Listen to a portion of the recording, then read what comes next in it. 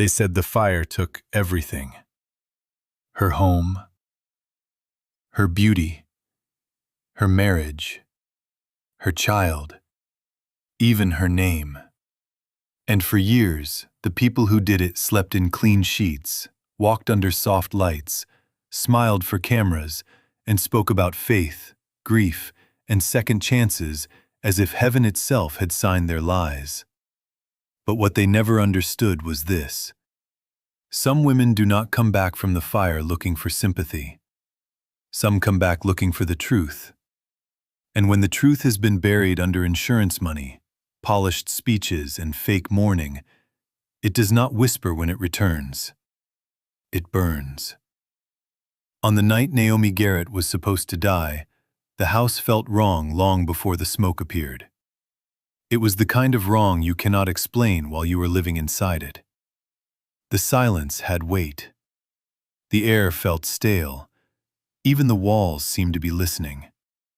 Naomi was 8 months pregnant, tired in the deep way only a woman carrying both a child and a failing marriage can be tired.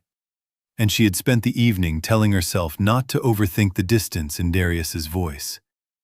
Not to overread the way he checked his phone and turned it face down. Not to wonder why his shirt smelled faintly of a perfume she did not own. She had become too familiar with doubt. Too familiar with choosing peace over questions. Too familiar with swallowing instincts because marriage had taught her that women are often called dramatic long before they are ever called right. Darius had left the bedroom twice that night. The first time, he said he was checking on a noise outside. The second time, he said he had forgotten something in the car. He returned smiling both times. Soft, easy, normal.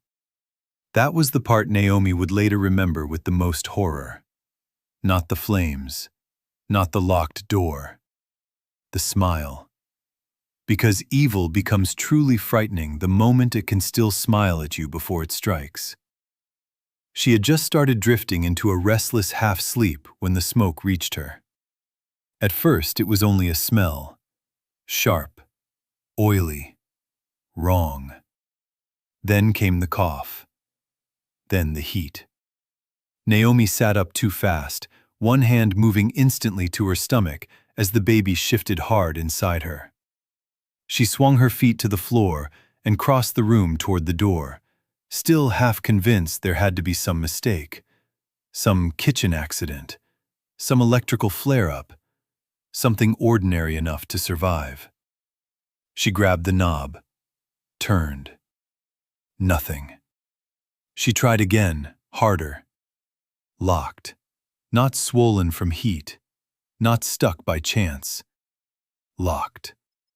A sound escaped her then, something between a gasp and a prayer, and the whole shape of her life changed in 1 second. Because in that second, every uneasy glance, every hidden message, every insurance form, every cold withdrawal from Darius, every late-night meeting, every time he made her feel guilty for noticing what was changing, all of it rose together and formed one unbearable truth. This was not an accident. Her husband had locked her inside a burning house. She banged on the door with both hands. "Darius!" Nothing. Again, louder this time. "Darius, open the door!" Still nothing. Only the crackle of the flames moving through the hall. Only the sickening rush of air feeding fire from somewhere else in the house. Only the baby kicking harder, as if fear had traveled through blood. Outside, under a sky too dark and wide to care, Darius Carter stood several yards from the bungalow and watched the first flames climb toward the roofline. He did not move toward the house. He did not shout for help. He did not act like a husband hearing his pregnant wife scream from behind a locked bedroom door. He acted like a man waiting for an outcome. A car sat idling near the edge of the property, headlights off, engine low and steady. Inside it was Imani Rodas, dressed too neatly for midnight panic, fingers wrapped around her phone, eyes fixed on the blaze. She did not ask whether Naomi had escaped. She asked one question when Darius stepped closer to the car. "Are you sure?" Darius looked back at the house once, jaw tight, expression unreadable.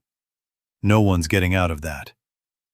Imani held his face for a moment, measuring not guilt, but hesitation. She hated hesitation. It made weak men dangerous. "You said you were done living small," she told him. "You said after tonight, we don't go backward."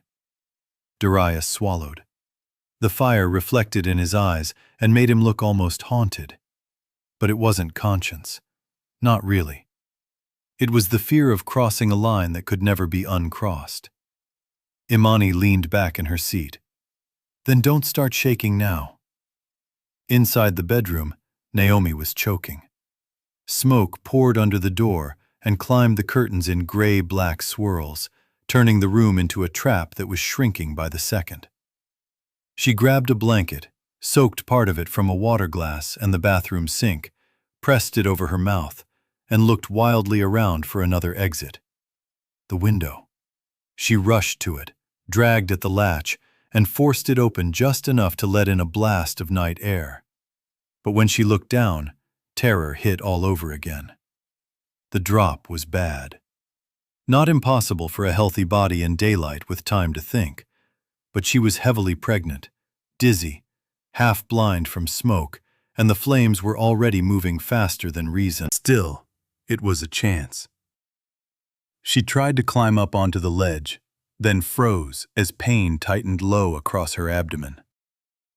The baby shifted again. She almost slipped. "No, no, no, no." She backed down, coughing so violently tears blurred her vision. Her lungs burned. Her scalp felt hot. Somewhere in the house, something heavy collapsed, and the sound shook the entire room. "Please," she whispered, though she no longer knew whether she was speaking to God, to Darius, or to the child inside her. "Please." She looked once more toward the door, still locked. And that was the moment the last fragile hope inside her cracked. He knew she was alive. He knew she was begging. And he had still chosen the fire.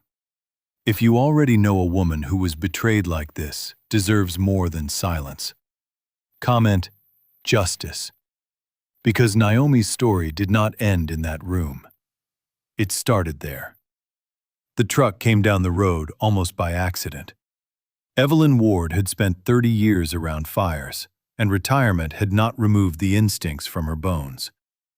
She had seen kitchen mishaps, wiring faults, lightning strikes, insurance scams, rage burns, revenge burns, and the quiet, calculated fires people set when they wanted a body to disappear under the same orange glow as old furniture and cheap curtains. That night, she noticed 3 things at once. The flames were too concentrated too early. The smoke color was wrong for a simple household accident. And the man standing outside the house looked like a witness, not a husband. She braked before logic caught up. By the time Darius noticed the truck, Evelyn was already stepping out. "My wife's inside," he shouted, performing panic too quickly. I tried to get her." But Evelyn had spent enough years watching liars panic in the wrong order. A man who had truly tried to save someone from a fire looked scorched, frantic, irrational. Darius looked clean. His clothes had no urgency on them. His skin carried no smoke. His eyes flickered to the car too often, to the woman sitting inside, to the engine still running. Evelyn took one glance at Imani, then back at the house, and made a decision she would later call instinct, and Naomi would later call the reason she stayed alive. She ran for the side entrance. The back door resisted. Not from heat, from obstruction. Something had been placed against it from outside. That single detail hardened her suspicions into certainty. This was arson. and someone was still in there. She wrapped her sleeve over her mouth, braced herself, and forced the door wider, smoke hitting her face like a living thing. Heat pounded through the corridor. Fire rolled up one wall and across the ceiling with terrifying speed. She called out once, twice, 3 times, moving by sound more than sight. Then she heard it. A voice so weak she almost missed it. Back bedroom. She pushed forward. Naomi was on the floor near the bed, one arm protecting her stomach even in near unconsciousness. Her hair was singed, skin along her neck and jaw already blistering, lips dry and parted as she fought for air her lungs could barely use. Evelyn knelt. "Can you hear me?" Naomi's eyes fluttered. She tried to lift a hand, tried to say something. "Baby," she rasped, "I've got you." Part of the ceiling cracked overhead. There was no more time. Evelyn dragged Naomi toward the hall, bracing against dead weight and rising heat. Every step felt borrowed. Fire snapped at the walls beside them. Sparks burned into her coat. The smoke thickened until direction itself became guesswork. But she made it to the rear door, made it outside, made it to the truck. And by the time the first sirens became real instead of imagined, Naomi Garrett had already crossed the line between dead woman and hidden survivor. Darius saw the shape of 2 bodies moving through the smoke and felt the blood leave his face. Imani understood before he spoke. "She got out?" Someone pulled her out. "Did she see you?" Darius hesitated. Imani closed her eyes for half a second, furious not at the fire, not at Naomi, but at imperfection. "Get into character," she said coldly. "Right now." Seconds later, he was on his knees in the grass, calling Naomi's name, crying at just the right volume. And when the responders arrived, they found what looked like a devastated husband, a tragic blaze, and a woman too badly injured to identify clearly in the chaos. It was enough. For that night, it was enough. Naomi woke slowly, painfully, and in fragments. There was no hospital ceiling over her, no official chart clipped to a bed, no nurses passing with polite indifference. There was wood above her, a cabin roof, light leaking through old curtains, the scent of pine, gauze, antiseptic, and some bitter herbal thing simmering on a stove nearby. She tried to move and found pain waiting in every direction. Her face felt tight and strange. Her shoulder throbbed. Her lungs scraped with every breath. Even her eyelids felt sore. Then she saw Evelyn. The older woman was seated in a chair beside the bed, reading glasses low on her nose, posture calm in a way that made the whole room feel anchored. Naomi tried to speak. Her throat failed. Evelyn handed her water carefully, waited, then said, "You're safe for now." Safe. Naomi almost laughed, almost screamed. Instead, tears slipped sideways into her hair. "My baby."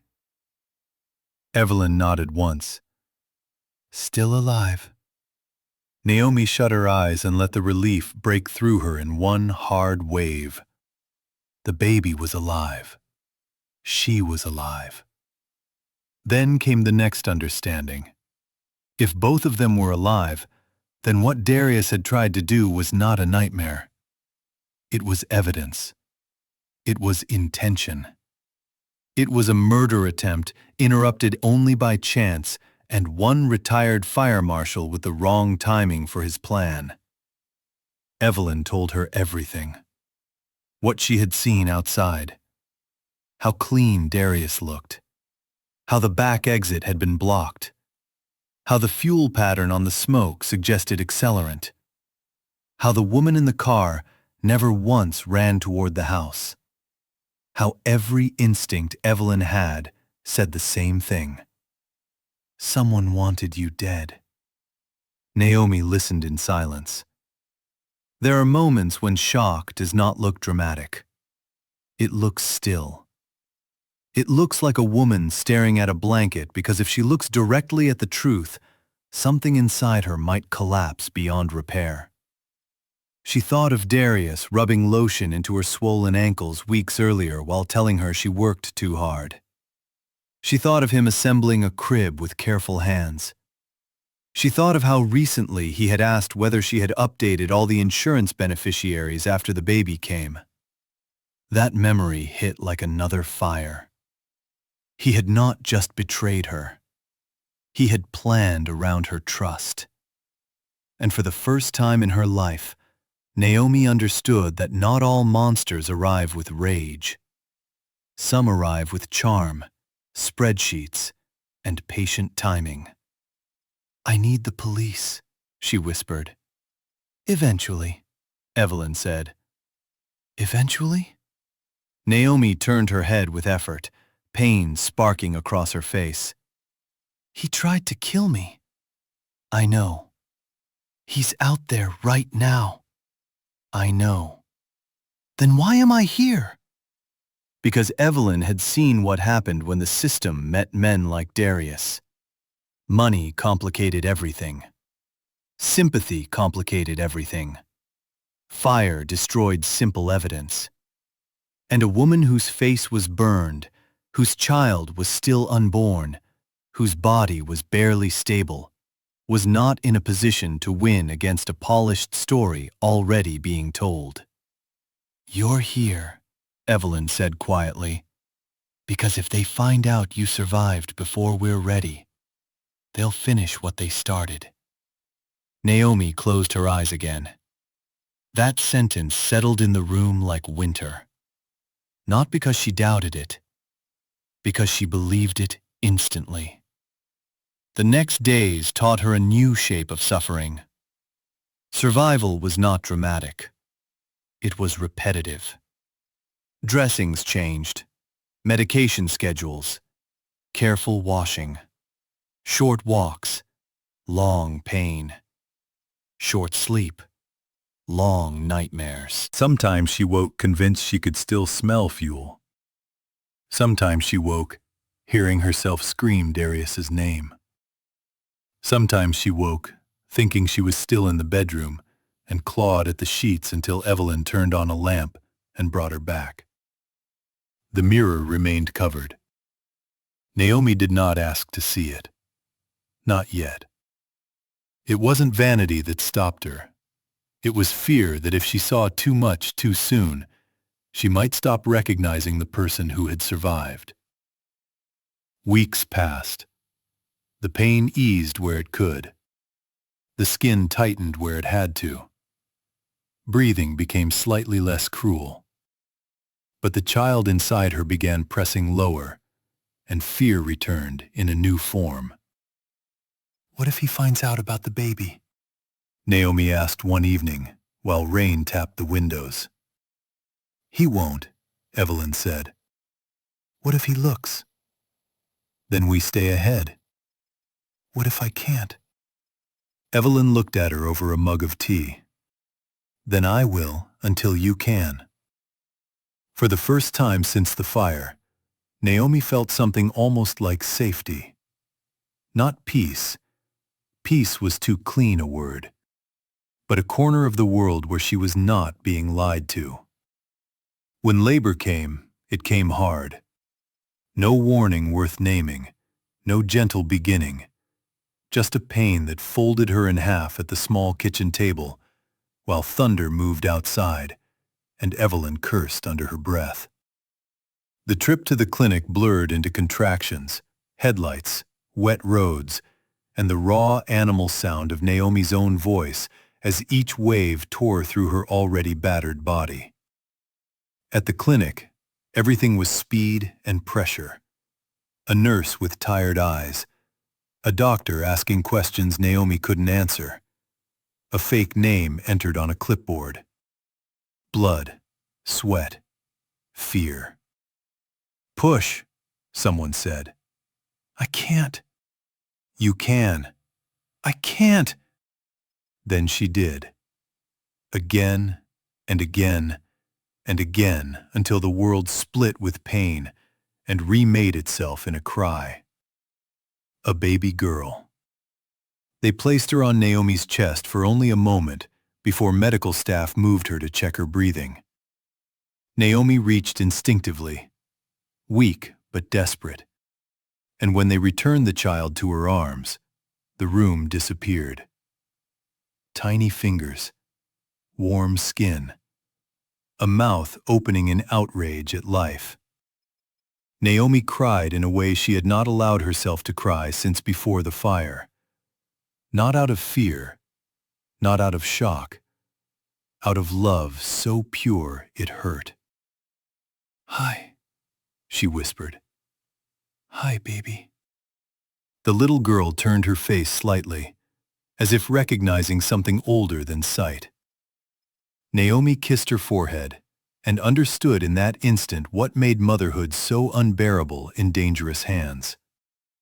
It gives your enemies the clearest place to wound you. By morning, the decision stood between Naomi and Evelyn like a blade neither wanted to touch. If Darius believed both mother and child were dead, the baby had a chance to vanish from his reach. If he learned either had survived, everything changed. Evelyn said it plainly. "He may not know yet. That's our advantage." Naomi clutched the infant tighter. "She's mine. I know. I just got her. I know. He'll take her." That was the real sentence. Not would, could, might. He'll. Because Naomi knew Darius now in the only way that mattered. A man who could burn one life for profit, could reshape another for convenience. "What do I do?" she asked, voice shaking. Evelyn's eyes softened with a grief of her own. "You protect her in the only way available." Some choices are so cruel they should not exist in any decent world. But there in that clinic, under a false name and a stolen future, Naomi made one anyway. She let her daughter go.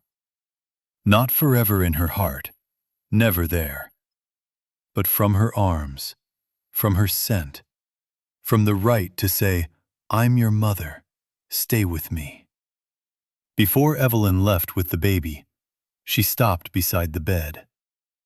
"What's her name?" Naomi looked at the tiny face one last time before tears blurred everything. "Harper." Evelyn nodded. "That's what I'll tell them." When the door closed behind them, Naomi felt a silence so complete it seemed to erase oxygen from the room. That was the hour Naomi stopped being only a victim. Not because her pain got smaller, because her purpose got larger. If you believe a mother forced to lose her child just to save her deserves justice bigger than words, comment, "Justice," because the people who did this were about to build a whole new life on Naomi's disappearance. And that is exactly what they did. The official story settled faster than ash. Pregnant woman dies in tragic house fire. Husband survives. Community mourns. Questions fade. No one looked too long at the details, because Darius gave them a better story to believe. He gave interviews with red-rimmed eyes. He stood in church and thanked people for their prayers. He spoke softly about Naomi's kindness, Naomi's laughter, Naomi's dreams for the baby. It was sickeningly effective. There is something about public grief that makes people feel noble for believing it. Imani stayed mostly hidden in those first months. She understood optics. She let the mourning settle. Let the neighbors stop visiting. Let the casseroles stop coming. Let sympathy harden into reputation. Then she entered his public life slowly, like inevitability. A family friend, a source of comfort, a woman who had helped him through the unimaginable. By the time anyone could have objected, the timing already looked natural. The insurance payout arrived not long after. $3 million. Enough to move. Enough to invest. Enough to turn a murder attempt into momentum. Darius upgraded everything. New house, new wardrobe, new connections, new confidence. He also found a new use for Naomi's death. Status. He began appearing at community meetings about housing conditions and emergency response. He learned the language of civic concern. He spoke about smoke alarms, poor neighborhoods, unsafe rental units, and the gaps that leave families vulnerable. He said no one should suffer the kind of loss he had suffered. People listened. Of course they listened. A handsome widower with a tragic history and a polished voice, saying he wanted to protect others from pain? That is the kind of lie democracy often welcomes warmly. Imani refined the image. She was strategic, where Darius was merely ambitious.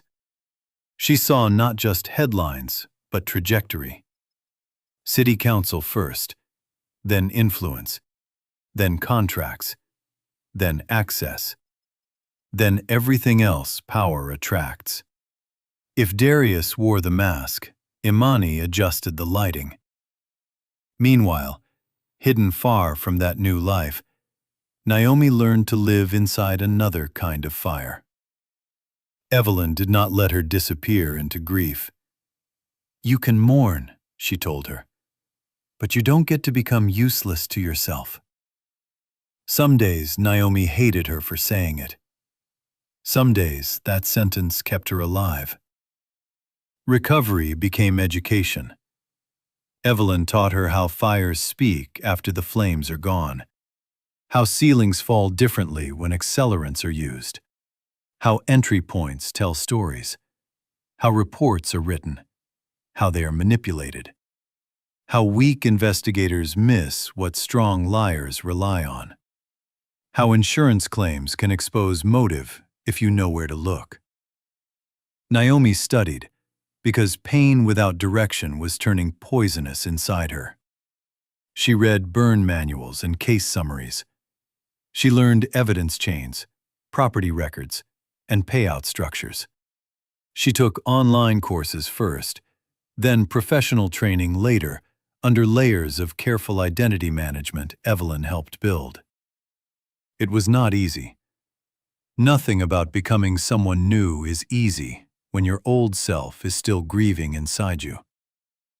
There were surgeries, scar management, speech work when certain words pulled against healing skin, physical therapy for stiffness in her shoulder and neck, and always the hidden grief of Harper. Every birthday imagined, every season counted, every year measured by what her daughter might now be doing.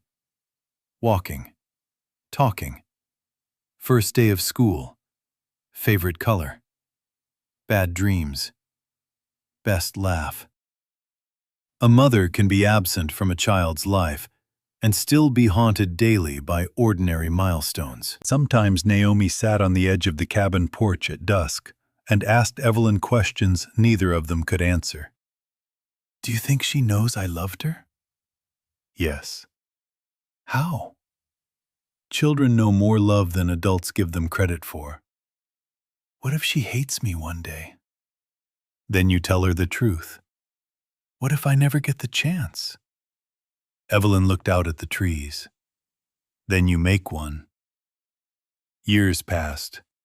The woman who emerged from them was not the same woman who had entered the fire. Her body had changed. Her face had changed. Her voice had deepened with restraint. But the biggest change was this. Naomi no longer needed to be believed instantly. She had learned the power of patience. That was how Dr. Nia Ward was born. The name came first as paperwork, then as habit, then as armor. The degrees were real. The credentials were earned. The expertise became undeniable. Fire investigation, trauma recovery, public safety consulting. Nothing about her new identity was lazy or improvised. Evelyn knew that if they were going to fool dangerous people, the lie protecting Naomi's survival had to be cleaner than the lie that tried to kill her. So Nia became real enough to withstand scrutiny. By the 4th year, she no longer looked like someone in hiding. She looked like a woman society trusted. That was exactly what Darius needed near him, and exactly why he would let her in.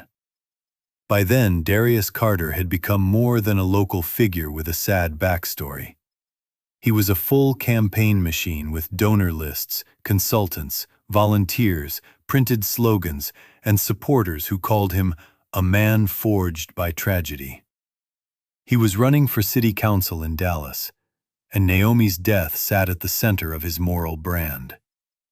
His headquarters occupied a bright downtown office with exposed brick, optimistic signage, and people moving around with clipboards and belief. Nia entered it in a navy suit, carrying references, credentials, and a calm no one could easily read. When Darius first saw her, something in him flickered. Not recognition. Recognition would have required conscience. This was something else. A primitive discomfort. The sense that her gaze held too much steadiness. That she wasn't impressed quickly enough. That something about her presence disrupted the fantasy he usually inspired in others. "Dr. Ward," he said, smiling as he reached for her hand. "I've heard very good things." "I appreciate that. Your background is impressive. Fire safety, trauma response, public policy consultation. That aligns almost perfectly with what we're trying to build here." Nia held his hand only as long as manners required. "I thought it might." A lesser man would have sensed danger in that answer. Darius heard only confidence. He hired her within the week. Imani met her later. She wore white that day, sharp and expensive, and carried herself like a woman who had survived by never giving fear a public face. She smiled warmly, too warmly.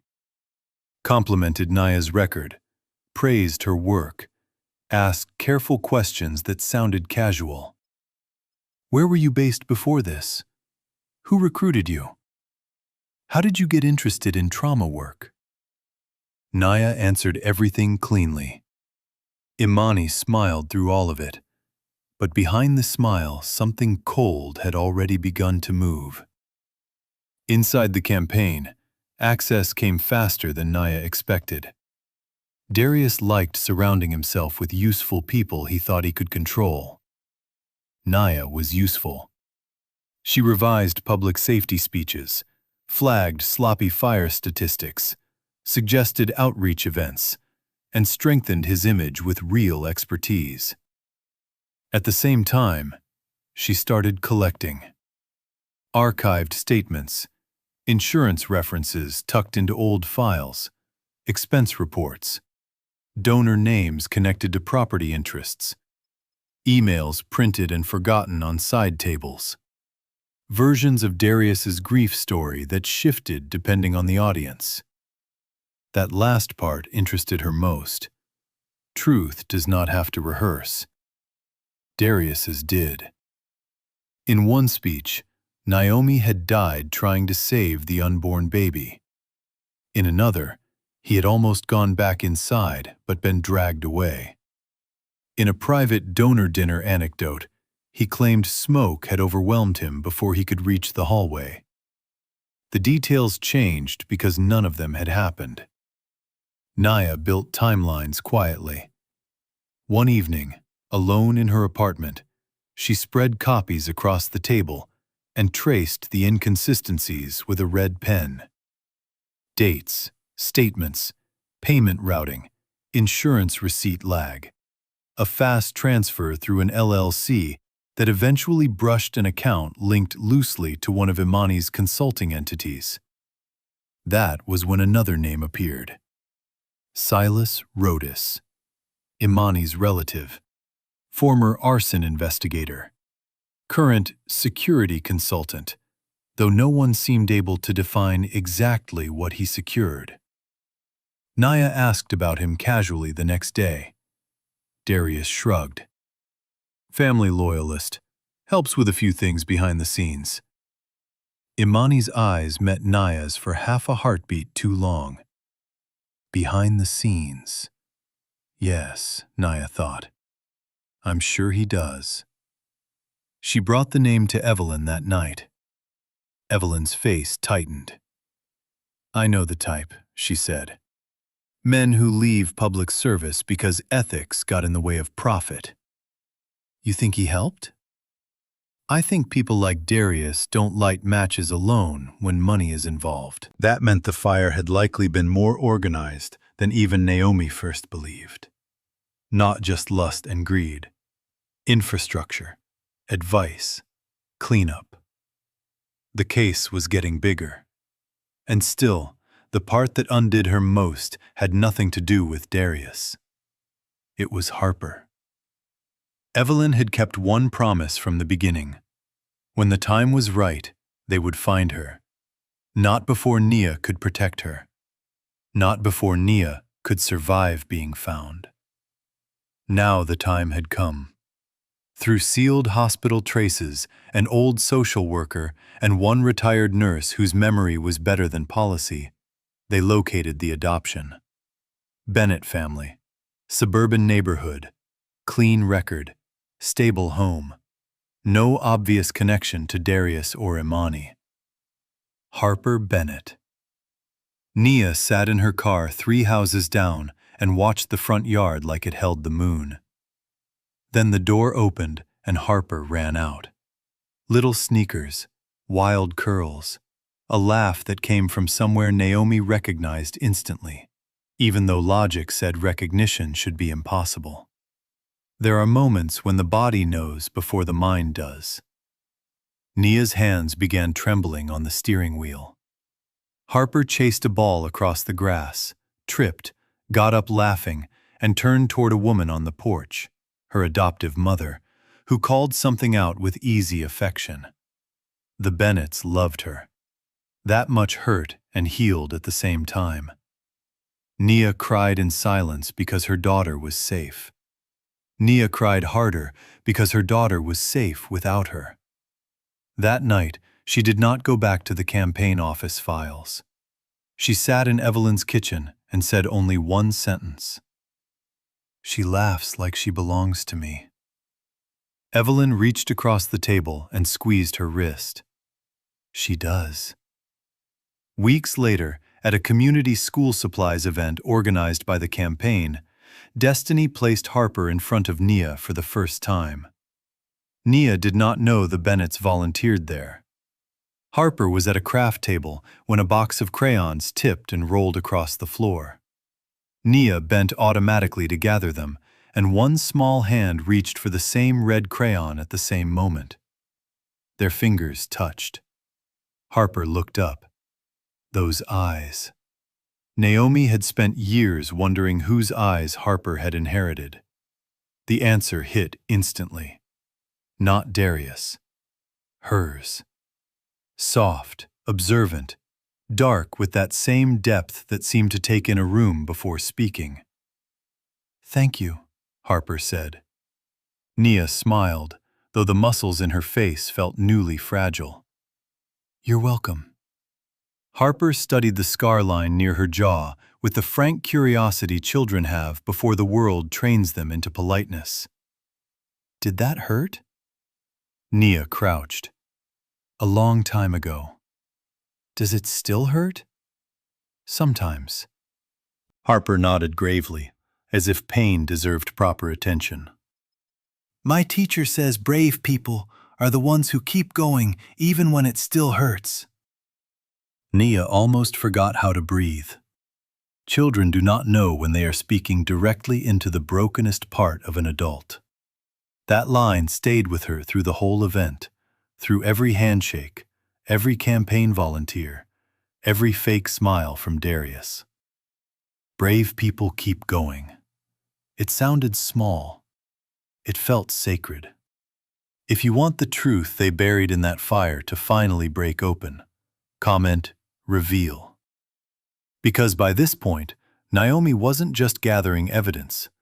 She was standing inches away from everything they stole. Imani noticed the shift before anyone else. She noticed Nia glancing at Harper. Not openly, not recklessly, but with a stillness that didn't belong to strangers. Imani noticed Nia asking the right questions in the wrong order. Not enough to alarm others, enough to alarm her. So she began testing. A donor document left visible. A schedule moved last minute. A false mention of a missing archive copy, spoken near Nia to see whether it surfaced later. Nia never bit. That made it worse, because ordinary people are messy. Controlled people are dangerous. One evening after a planning dinner, Imani trapped her by the elevator. "You don't seem like someone who scares easily," Imani said. "Should I?" Imani smiled. "Depends what you know." "About politics?" Nia asked. "Or about people?" "That's a careful answer." "I try not to waste careless ones."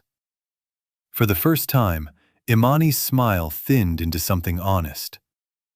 "I like women who understand strategy." Nia held her gaze. "Then you must like mirrors." The elevator doors opened. Neither woman moved at first. Then Imani stepped back, still smiling for appearances, but the room between them had changed permanently. That night, she reopened old memories. Naomi's eyes, Naomi's voice, Naomi's habit of pausing before disagreeing. The way some women take emotional injury inward and become quieter, not louder. She remembered the rushed burial after the fire, the damaged remains no one closely viewed, the convenient confusion, the fact that Darius had insisted he could not emotionally bear identification. At the time, that had looked like grief. Now it looked like management. A week later, while Nia reviewed briefing notes beside her, Imani said a name softly enough to seem accidental. "Naomi." Nia's pen paused, only for a fraction. But fractions are enough when guilt is listening. Imani knew.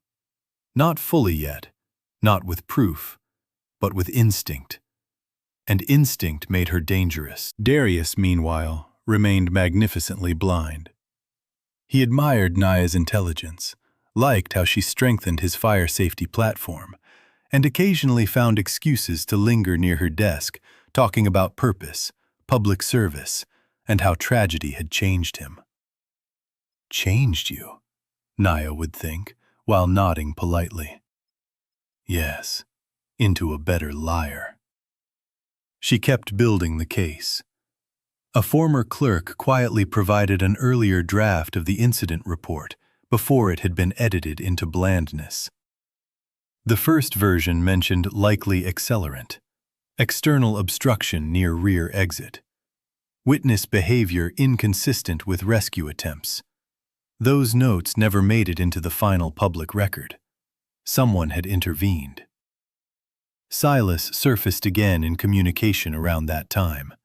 Short messages, no names, just initials and strange phrasing about risk containment and narrative stabilization. Nia duplicated everything, stored one set off-site, sent another to Evelyn, kept one encrypted copy with a journalist contact she had not yet approached. Fire had taught her never to trust a single exit. Then came the literacy event where Harper recognized her immediately. "You're the brave lady," Harper said, smiling like it was the most natural thing in the world. Naya sat beside her on a child-sized chair and helped turn pages while the volunteer read aloud. Harper leaned into her arm without hesitation. That tiny weight nearly destroyed years of discipline in 1 second. "Do you come here a lot?" Harper asked. "Sometimes." "I'm glad." "Why?" "Because you make the room feel calm." Naya looked down, unable to answer for a moment. Children can sense the shape of love before adults are ready to name it. Later, while drawing, Harper spoke without looking up. "I dream about a lady in fire." The room vanished. Naya kept her voice steady with effort. "What happens in the dream?" "She's trying to get to me." "Does she scare you?" Harper shook her head. "No, I think she's scared for me." Naya pressed her nails into her own palm beneath the table. "Can you see her face?" "Not really, but I think she loves me." There are truths the heart knows before the mind can defend them. Naya wanted to say everything. "I'm here. I came back. I never left because I wanted to. I left because I was trying to keep you alive." But a mother's love is not proven by confession alone. It is proven by timing. So she said only, "That sounds like a very strong kind of love." Harper nodded, satisfied. On the drive home, Naya cried so hard she had to pull over. That same night, Imani made her move. Not openly, quietly. She asked one of her private researchers to dig deeper into Nia's pre-credential records. No official requests. No paper trail that touched the campaign.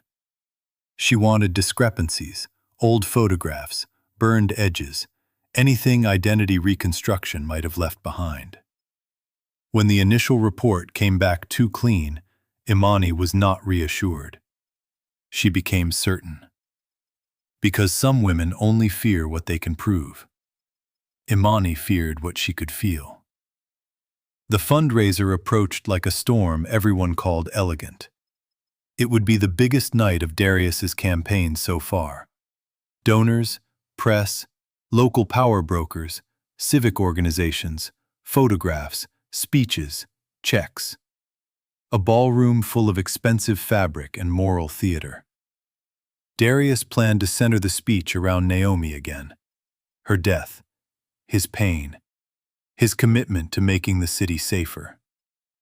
Nia read the draft and felt a coldness settle into her bones. He had refined the lie beautifully. Lines about losing the 2 girls who should have been my whole future. Lines about hearing Naomi's laughter in every family he now fought to protect. Lines about honoring her memory through public service. He was no longer just weaponizing grief. He was sanctifying himself with it. Evelyn warned Nia not to confront him there. "You still don't know how far Silas will go." "I know enough." Knowing enough and surviving enough are different things. Nia looked at the evidence spread before them. "They built a whole life on my death. If he wins office, he buries the truth under power. And if you walk in too soon, then at least I won't be silent." Evelyn saw the decision was made. So she adapted. She arranged discreet support. A journalist ready if called. A retired cop she trusted positioned nearby. Multiple copies of the evidence timed for release if Nia missed a check-in. "You remember," Evelyn said at the door. "This isn't revenge if you tell the truth." Nia nodded. But inside, she knew truth and revenge had been sharing a heartbeat in her for years. The ballroom glittered. Crystal lights, soft music, champagne, laughter with money behind it. Darius moved through the room like a man already congratulating himself. He touched elbows, shook hands, accepted condolences still somehow relevant 4 years later. Imani stood half a step behind and to the side, polished and watchful, making sure his aura remained intact. Nia entered in black, simple, elegant, controlled. Several heads turned. Darius smiled when he saw her. He mistook composure for alignment to the very end. "You made it," he said. "Wouldn't miss it. I'm glad." He lowered his voice. "Big night." "For some people," Nia said. He laughed, not understanding, and was pulled away by donors. Imani approached next. "You look beautiful," she said. "So do you," Nia replied. Women with blood on their histories often recognize each other most clearly at their most polished. Across the room, Nia noticed Silas near a service corridor. He wasn't drinking, wasn't socializing, just watching entrances and exits. Containment, she thought. He's here for containment. Then the room shifted again. The Bennetts arrived with Harper. Nia had not expected them. Her pulse kicked hard at once. Apparently, the campaign had extended family outreach invitations through community partners. To everyone else, it meant optics. To Nia, it meant danger had just entered on tiny shoes. Harper looked thrilled by the lights. She clung to her adoptive mother's hand and stared around with wide eyes, unaware that 2 predators and 1 hidden mother had all noticed her at once. Nia's gaze locked there. Imani followed it. And then, like a veil being ripped down, the entire room changed. Imani saw too much in that look. Too much stillness. Too much grief. Too much love. Her eyes widened, not dramatically, but enough. Across the crowd, she formed one word with her lips. Naomi. No one else noticed.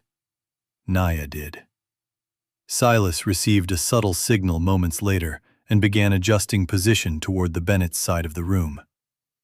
Nia moved immediately, but not fast enough to look frantic. She crossed the floor with her shoulders level, expression composed, heartbeat violent. Harper smiled when she approached. "Brave lady." Nia crouched to eye level. "Hey, sweetheart. I need you to stay very close to your mom and dad tonight, okay?" "Why?" "Because sometimes brave people have to listen quickly." Harper nodded solemnly. "Okay." Nia rose and met Mrs. Bennett's eyes. "There may be a disturbance later," she said calmly. "Nothing for her to worry about, but please stay near an exit when the speech starts." Something in Nia's tone made the woman listen without argument. On stage, Darius was being introduced. Applause rolled across the room. He stepped up smiling, adjusted the mic, and began in that familiar, softened cadence that made strangers feel they were hearing sincerity. "4 years ago," he said, "I lost everything." Nia's hands went cold. He continued, "My wife, Naomi, and our unborn daughter were taken from me in a fire that changed my life forever." Across the room, Imani watched Nia instead of the podium. Silas kept moving.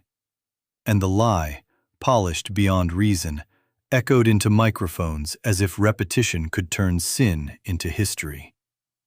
Darius spoke about service, about pain, about protecting families, about how no husband should ever know what he had known.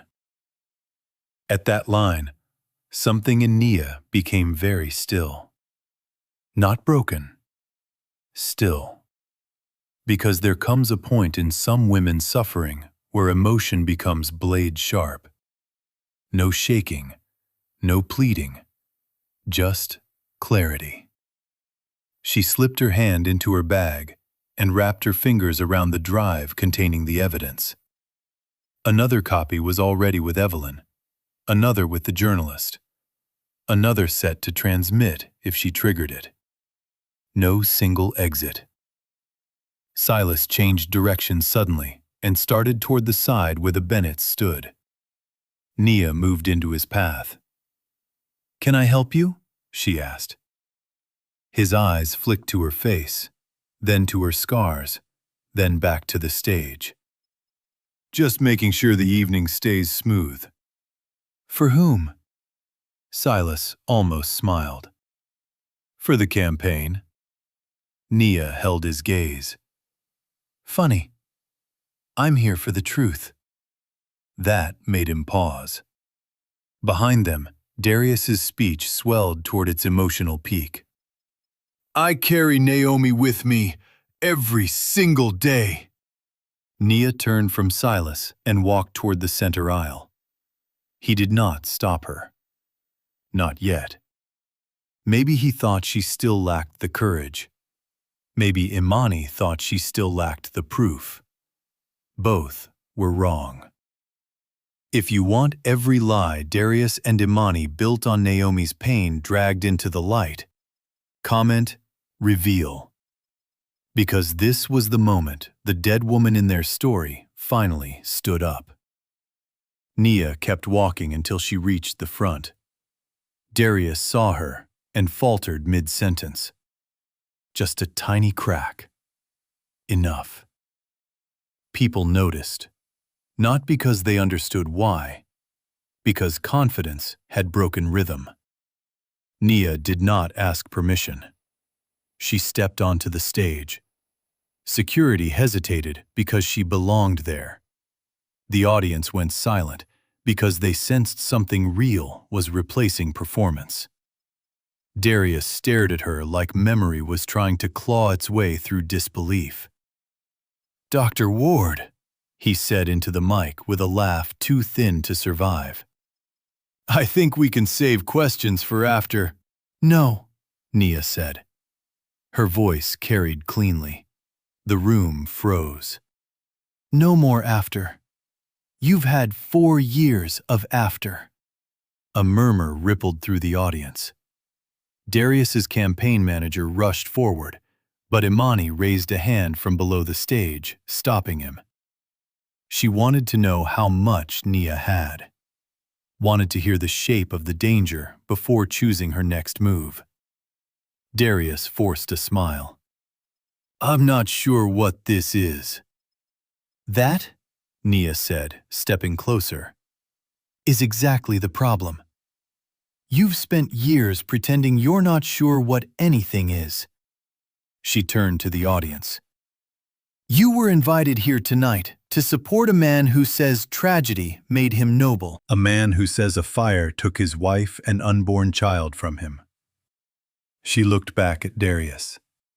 "But fires leave patterns. Paper trails do too." The ballroom had become breathless. Imani started moving toward the side stairs to the stage. Nia continued. The original incident observations noted likely accelerant use. They noted an exterior obstruction near the rear exit. They noted behavior inconsistent with rescue attempts. Those details disappeared from the public record. Darius's face emptied of color. "That's absurd," he said. "Who told you that?" "The version of the report that existed before it was cleaned up." She held up a document. Gasps now. Real ones.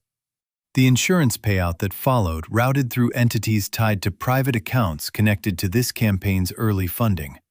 Your grief became capital. Your widowhood became branding. "Stop this," Imani snapped from the side of the stage. Nia turned. "Why? Afraid the wrong woman survived?" The room detonated into noise. Darius stepped back so sharply he nearly hit the podium. Imani froze. Silas moved at last, but 2 men in plain clothes were already intercepting him near the aisle. Evelyn's retired cop contact and venue security alerted minutes earlier.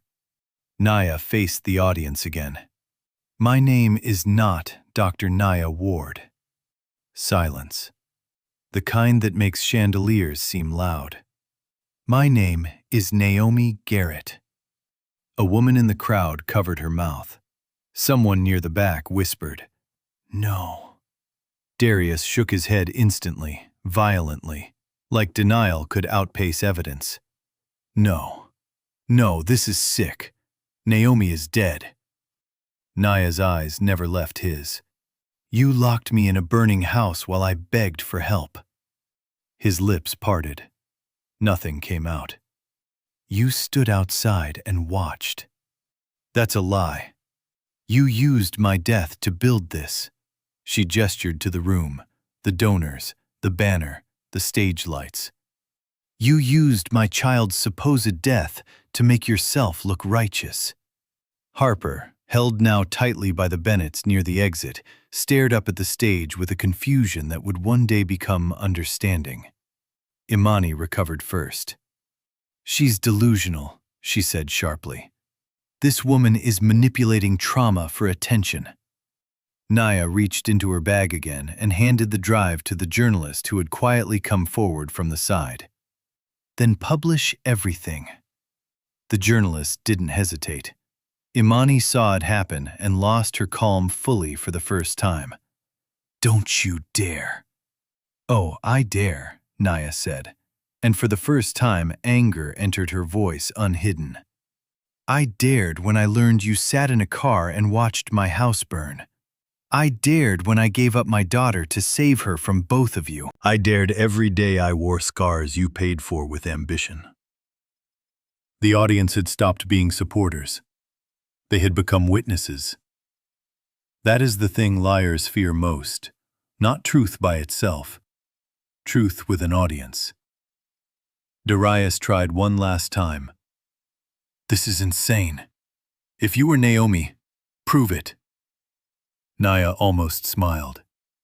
"Ask me what you called me the night we signed the mortgage papers." He stared.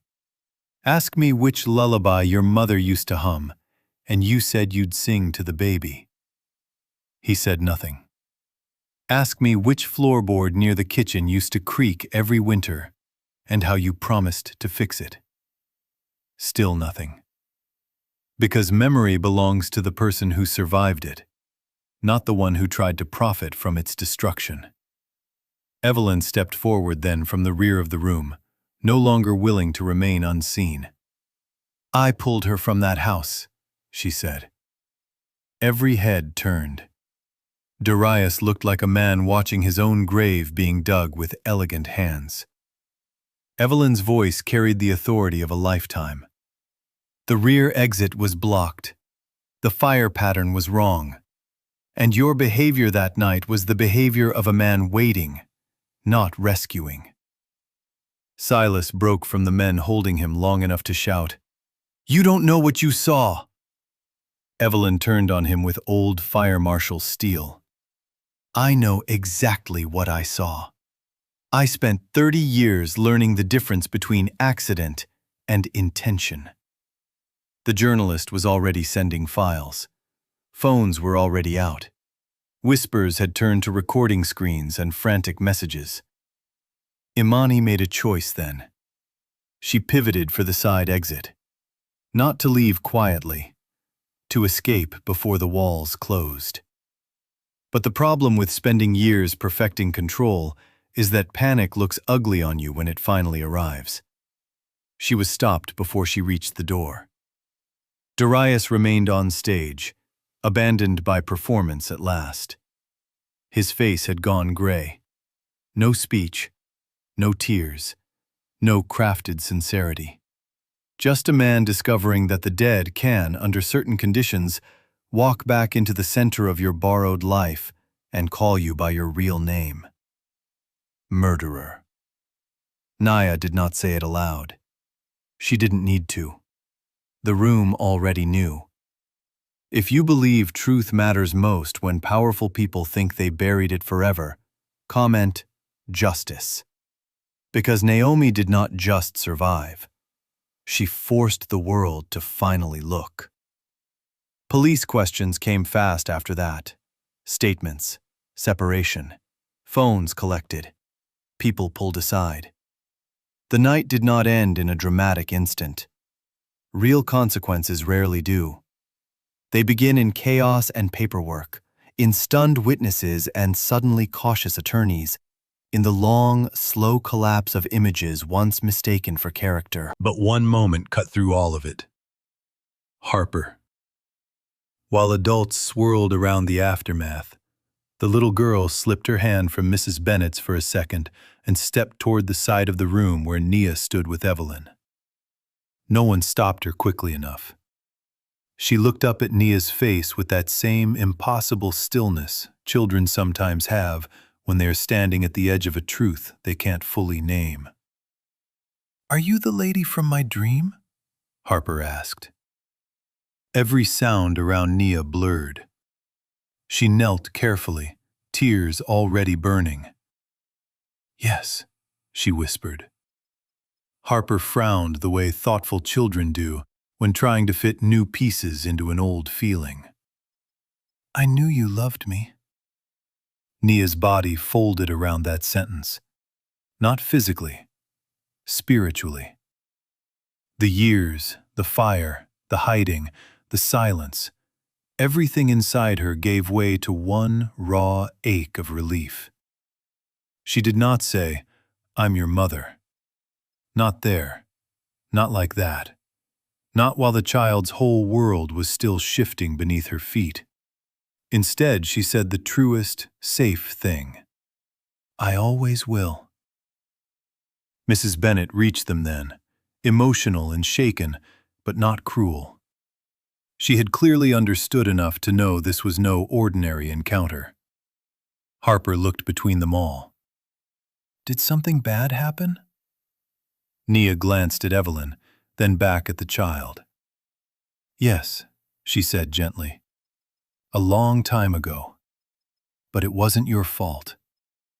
Harper stepped closer and touched Nia's hand. That touch held no history the room could document, no evidence chain, no campaign record. But it was the first honest contact between mother and daughter after years of ash and silence. And for Naomi, that mattered more than seeing Darius finally speechless. The weeks after the fundraiser were ugly in the way truth often is when dragged into daylight.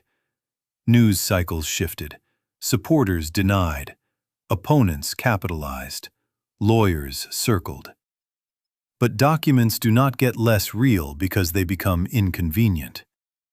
Witnesses came forward once they saw Naomi alive. One former campaign staffer admitted hearing Darius and Imani arguing years earlier about timing and the policy. A records clerk confirmed pressure had been applied to soften language in the incident summary. Financial Review exposed the early money flow that never should have matched so neatly. Silas tried to disappear into silence. Imani tried to reframe everything as obsession and impersonation. Darius tried to cry again in one short clip leaked to the press. This time, no one believed him. Because once the mask cracks publicly, it never fits the same way again. Naomi did not enjoy their collapse the way revenge fantasies promise you will. Satisfaction is rarely pure when it arrives carrying all the years you lost getting there. What she felt instead was steadier. Release.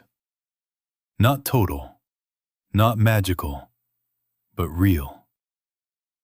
She met with attorneys, spoke to investigators, told the story from beginning to end more times than should ever be required of one human life.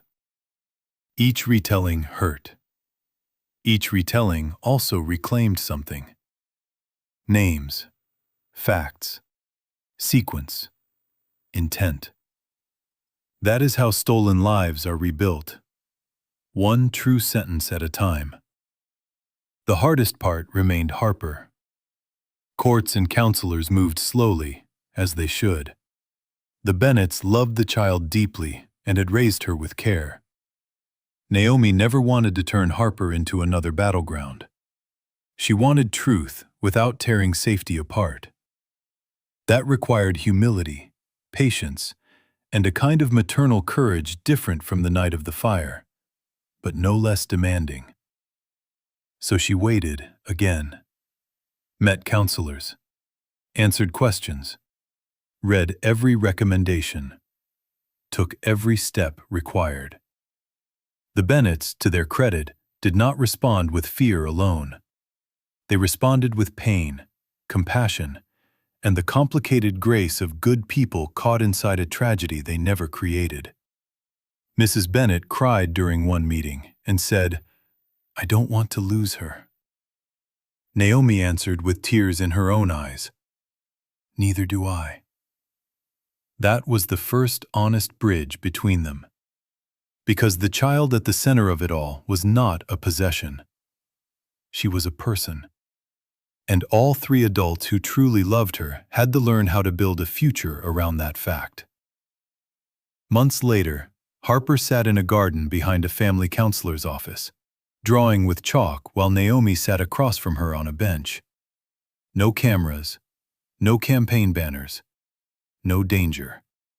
Just afternoon light and enough safety for truth to begin. Harper looked up from her drawing. "Do you know my middle name?" Naomi smiled softly. "No, I missed that part." "It's Grace." "That fits you." "My mom says grace means getting love you didn't earn."